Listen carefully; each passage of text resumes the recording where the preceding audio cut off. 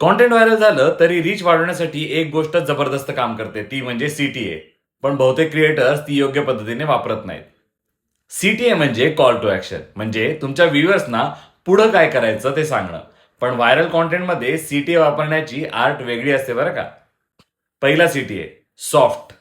स्टार्टमध्येच हा video save करा कारण पुढच्या वेळेस नक्की उपयोगी पडेल, असा सटल पण इफेक्टिव्ह.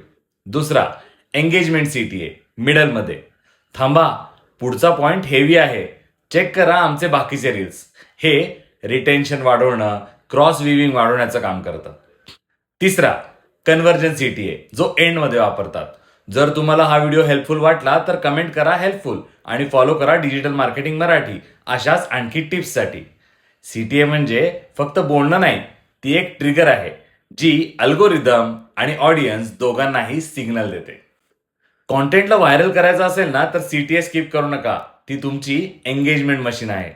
हा रील सेव्ह करा कारण CTAचा फॉर्म्युला तुम्हाला दरवेळेस